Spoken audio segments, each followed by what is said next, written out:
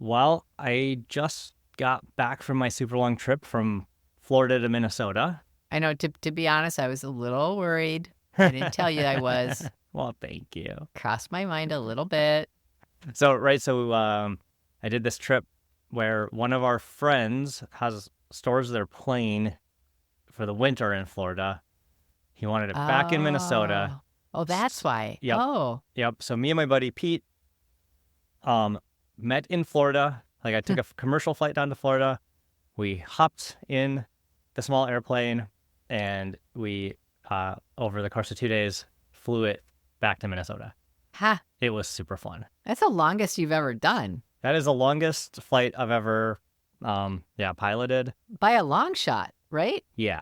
Yeah, that's what I thought. Like at least twice as long. Oh, yeah. Oh, probably more than that. But yeah, it was fun. It was adventure-y because this is, this is not sort of glamorous. Let me like climb the stairs into my private jet and go across the country. This is like. Did you have a scarf on? Yeah. This is a 1969 airplane. No autopilot. No air conditioning. Like no nothing in it. You have double wings, like Red Baron style, or have to, like hand fly it the whole way. You can't fly it. I suppose it runs out of gas. Oh yeah, you can't. Yeah, we had to stop 4 times to refuel. You can make it about 3.5 or 4 hours on fuel. That's it? Yeah. Okay. 3.5 hours. Okay, so it's kind of like driving a car. Oh yeah, it's like driving a really small car because you're like literally shoulder to shoulder. You're touching shoulders in the cockpit with your co-pilot. Well, so how well do you know Pete? I'm sure you know him a lot better now than you did at the beginning. I know Pete super well, so he was a really good companion to fly with. I've actually... You saying that because he's listening, or... Yeah, right. Well, just kidding, Pete. I've known Pete since he was in 7th grade, and I think I was in 9th grade. Something like that. I didn't know he's a that. little younger than me, but not a lot. But yeah, so he is a friend from childhood. Oh, yeah. That's really cool. I didn't know that. And then he's been working for me like for about forever too, since he was like 20 or something like that. Wow. So is that right? That can't be right. 20 years? 15 yeah, years? A long time. That would be super right. long time. That would be right. So sorry to tell you. How'd that happen? I don't know, but it keeps happening. Yeah. But since he's like, since we've been colleagues for a long time, it's kind of easy to stay friends. Although, like, over the course of that time, it's like when we were younger, we would spend a lot of time together. And, we would do these shoots. We'd volunteer at the same TV station. Oh, got it. So a good friend, but that was like a childhood relationship, Yeah, right. And then, then we kind of had this work relationship that's kind of spanned our adulthood. And we don't hang out kind of socially outside that much now. Right. Except for now he's into flying. So now this is like a great reason to like re-engage in a more like social friendly relationship. Oh, that's really with nice. him. It's been fun to share that hobby and that passion with him. Yeah, and it's coming at a time in your life where a lot of stuff is shifting for you because you've got kids graduating, and this is the time of life where things really start to change in terms of some of our relationships. Yep. So it's really nice that you have it. Yeah, there's only, if I think about it, there is only a couple, actually, there might only be like 1 or 2 other people from like from high school that I stay in contact with. Yeah.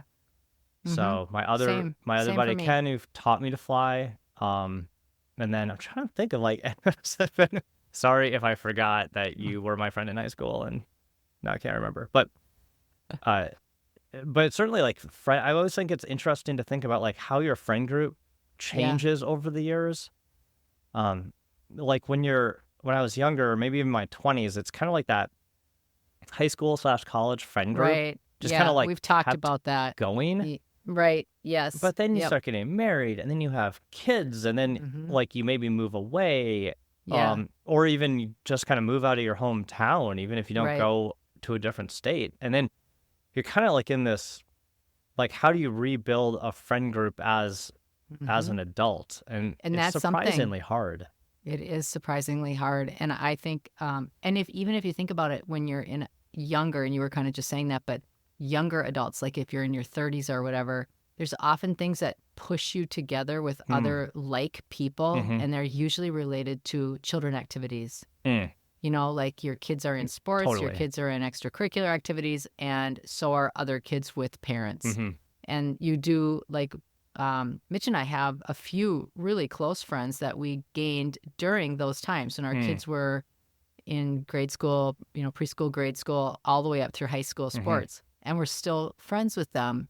But one of the things that I think, like, you know, like if you're thinking about it like this from sort of segments of your life, I wonder if it's just as hard to make friends at any age, but there are more social experiences that make it easier for you when you're younger versus when you get to be like in your 50s and 60s. Yeah. Well, so when you're young, what are the what causes like a friendship situation to happen? Like you went to the same school, like you work together, like your first job. You live on the same block, frankly. Like, oh, I'm friends with the kid down the street. Yeah. And it's just sheer proximity. Yes, it is proximity. 100%. Proximity and convenience. Like, I could only ride my bike to the end of the block, so the kids on my block are my friends. Those kids across the street, no. Bad eggs.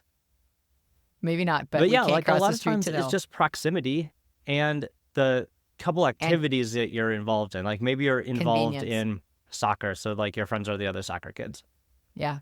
I think it's proximity, and then I think as you get a little older, it becomes what's convenient. I hate to say that, but I think that's absolutely how we get engaged with other people, is the convenience of our lives versus theirs, and when they're careening together. Yeah, and that convenience. I think that there's certainly been like friendship formed from work, like not like your first job work, but maybe in your career, whatever maybe company you work for is that you move through different companies, you'll find people, like-minded people that you become really good friends with, like your colleagues, and then you kind of like hang out outside work and become friends. Yeah, a couple of people that I work with are like I consider like my really good friends. But there it's like, you know, again, that's like a proximity thing. Like, oh, we work all the time together. You kind of find the people you click with, and then it's easy to get a friendship there. I was just reflecting as you were talking. When I was in my late 20s and early 30s, I was in sales. And boy, you want to talk about collecting people, you know, salespeople. Just if you look at it from the stereotypical high extroverts, love being together, love doing things, you know, doing trips, all those other kinds of things. And I remember there were a couple of relationships back then that were so near and dear to me that were work related. And I always felt that no matter what, I would always stay really close to those people. And even those that were super, super close to me at the time, they aren't anymore. And I remember at one point thinking they would never not have a huge play in my life. Well, and so I do think I heard a really interesting thing the other week. I was doing this like this roundtable thing where they're talking about remote work. And we were talking about, like, there was always this, there had always been this phrase that, like, really, you know, engaged employees or happy employees have a best friend at work. Do you remember that? Do you remember that phrase? Like, I have a best friend at work? I remember something similar to that. I actually feel like we read at Harvard Business Review or some kind of article that also is alluding to some of that. So yeah, there's been these studies and reviews like if you have a best friend at work, you're more likely to, you know, stay at that job, be happier in that job, be more productive because you're happier. But the thing that I heard in this remote work roundtable was that the younger generation doesn't want a best friend at work. They don't engage like that. They're like, there to do a job. It's much more like isolated, like or compartmentalized than I expected to hear. I was like, oh, that's interesting. Yeah. And again, I don't know if that's like a generational thing or but that it was a comment that really caught my ear because it was kind of opposite of what I'd heard for a long time. Right. Yeah. Well, what makes me ponder right now is as you're talking about all these work relationships, I'm always talking about that I'm in my mid-50s now, right? And I have a lot of really deep relationships. I seem to have collected them from all walks of my life and kept them. Like I have such dear, good people in my life that almost all of those that I consider in that circle, I could call it any time, even after a 10-year gap. Like I have a friend of mine that I texted that we've been friends since we were 15. And I texted him and I was like, hey, do you think it's weird that we went to a church in high school that on Friday nights, they set up the chairs in the auditorium of the church and we listened to Amy Grant concerts? We sat in chairs and listened to music and we were not able to mingle or to dance or anything. Don't you think that's weird? That is weird. Right? Yeah. But like, those are the kind of people that I just love because I know I'm going to have them in my circle forever. However, what I was just thinking about is at this age now, I was reflecting how many new friends have I made in the last 5 years? And there's a couple. There's a couple.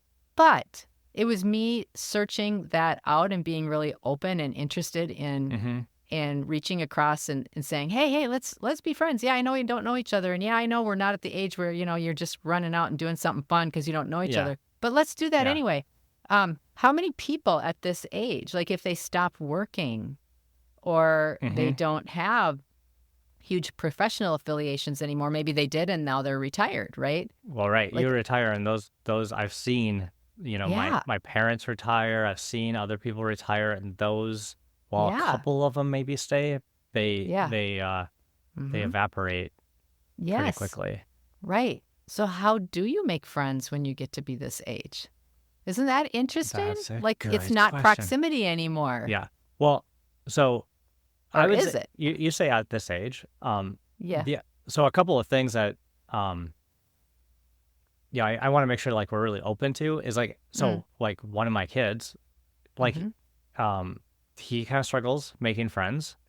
And so I talked to him about how does one go about making friends? Yeah. When you're not making them at school. Like, how do you find your kind of like your people, or how do you do that? And I think for a lot of us, we took for granted that we just kind of had these friends from high school, college, and maybe our early careers. Yeah. But as life changes, like we just said, like as things move through, a lot of those relationships drop off, and that like first, it's okay to let those relationships drop off. You don't have to feel bad that you had a really good friend 20 years ago and you don't stay in contact with them. 100%. Like I see that all the time. And I do too. And there's reasons for it. It's okay. There's always reasons for it. It's okay. Like maybe they'll come back, maybe they won't. It's just maybe they were seasonal. It's just the waves of life. So don't shame spiral yourself about how maybe some older friends are you're not very close with anymore. But even like coaching my son, and even thinking about like the friends I have now, like where did they come from? Like, why do I have all these new friends later in life? And when I think about that, it's because I'm like involved. I find them because I'm involved in a lot of stuff. Same. I was just I'm the exact same.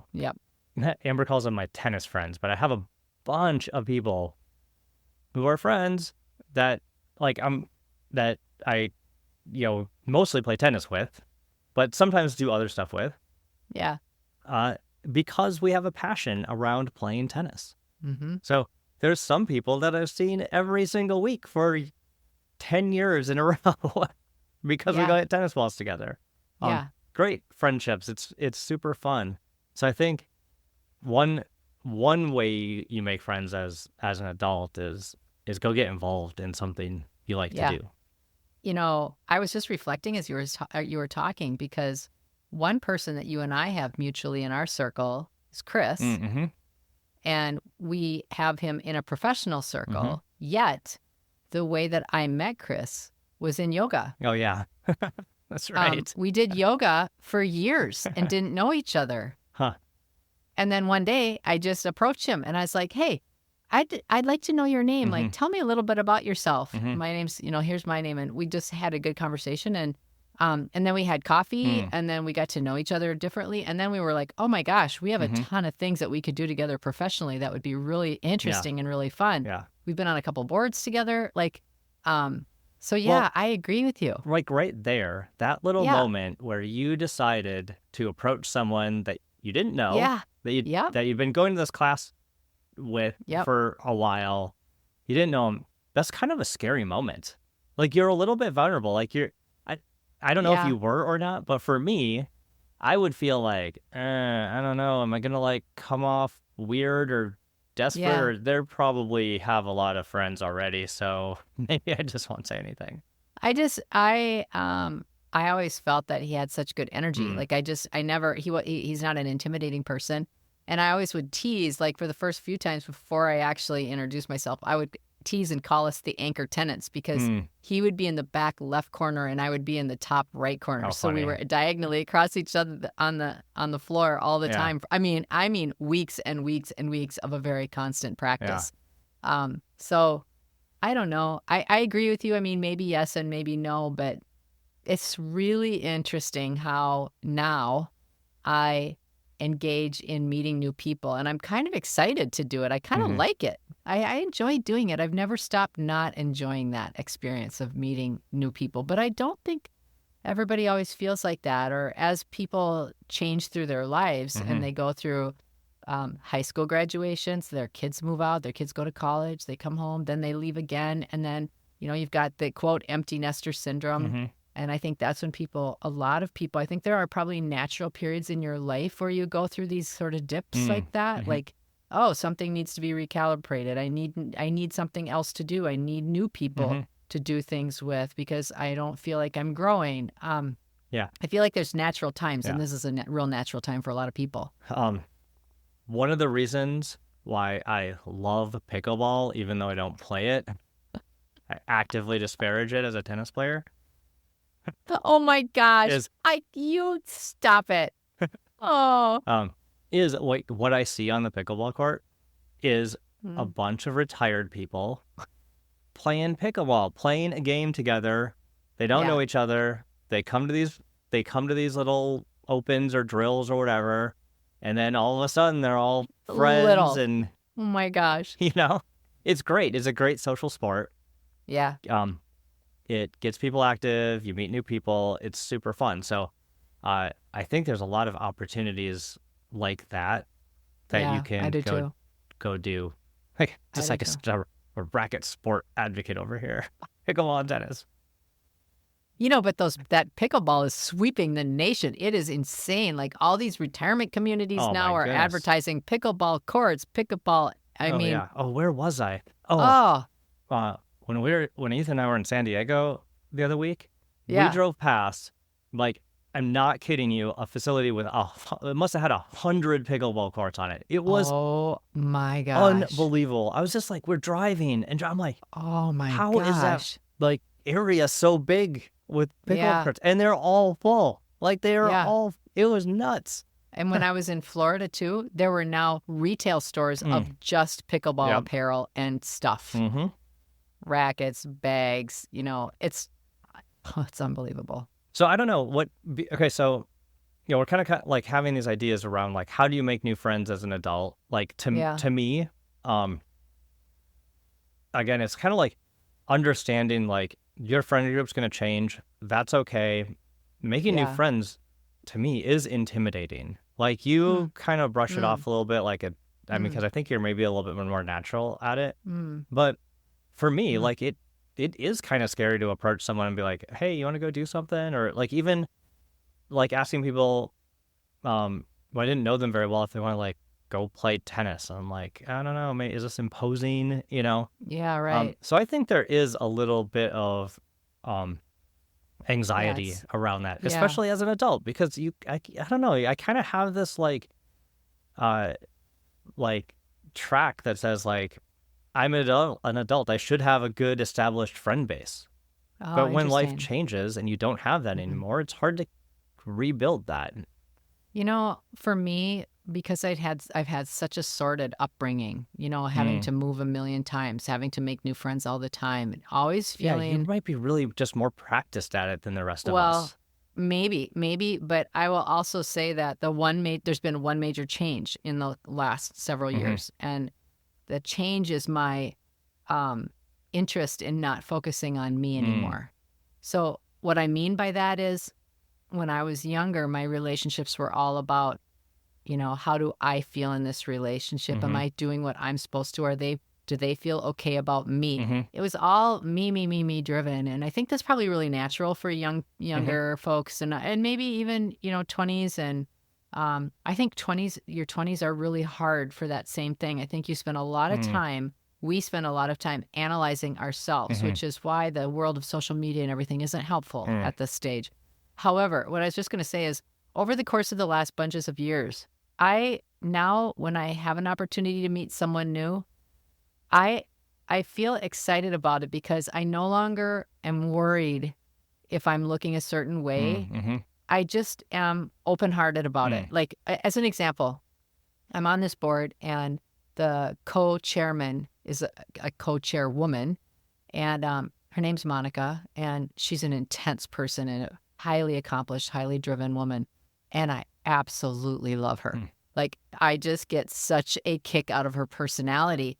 And so I can enter into that friendship with her, teasing her and kind of having fun about what I see. And the way people respond when you are supportive, non-judgmental, and interested is really fun. And so I guess I no longer am too concerned about myself. And I feel like that's probably a big win for me. I think that's probably a maturity thing. I don't think that it's anything special. I don't think I'm special. I think it's more I've just matured to a point where I just find it interesting. Like, I am interested in people now in a way I always was a little bit. Now I really am interested in people and what their stories are. I'm so curious about how people are who they are, especially at this stage of their lives, because they've gone through all these same stages too.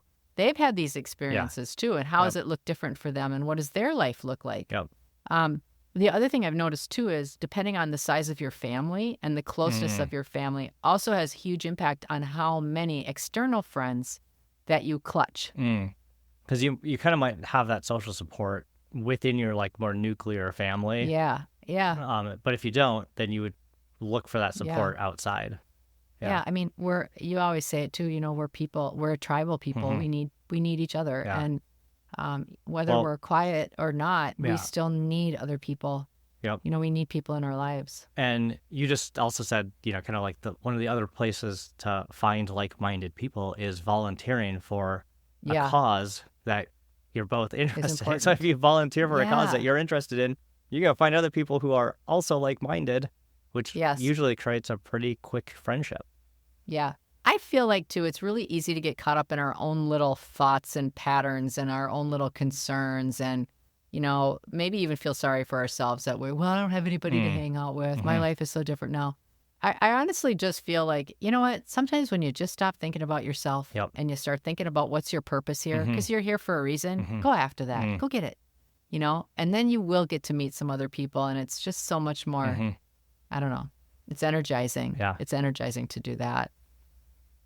Yeah, I just think it's interesting to consider friendships over the course of our lifetimes. And obviously, we're not 70, 80, 90 years old, but it would be fascinating to hear someone's perspective on this in those ages as well. Yeah, so everyone should go ask their parents or grandparents about making friends throughout their life. It'd be an interesting topic. That would be so. I'd love if people would comment back on that in LinkedIn or Facebook. That would be so interesting to hear what people had to say. Yep. All right. Well, that's interesting. Do you ever think you can have too many friends? Do you ever have a point where you're like, carrying around too many friends? No, I don't. I think you put different energy towards people at different times, and no. It's like the opposite. But I bet you do. Yeah, I know. Full up on friends. Sorry, you have to take. The answer is waiting list. You let you know when a slot opens up. You No, I'm just just said kidding. last pod, I'm saying yes to everything because Michael Alasso suggested that. Oh, how No. quickly we changed. No, the answer is no. How about give it a go? How about no? All right.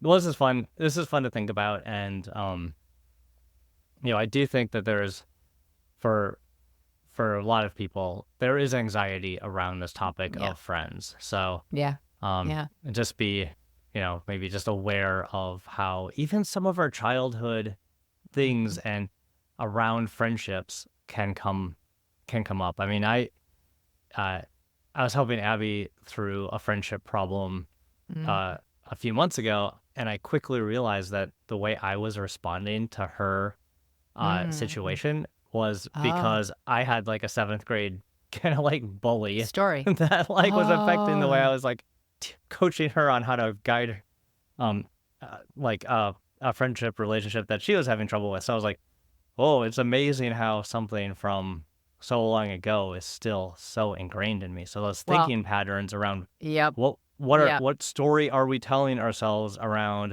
friends and different kinds of friends and past trauma around friends and anxiety around friends, just specific friends. What is the story you're telling yourself that you aren't doing what you want to with those friends today? What is the story you're telling? Is it real? Is it true? Or is it time to set that down and just knock it off? Just call them. Just call them. Just ask. Just call them. Well, my friend, you're one of my newer friends. Well, newer. Really? Decade. I don't know. So I am very happy that you and I are modern day friends. Me too.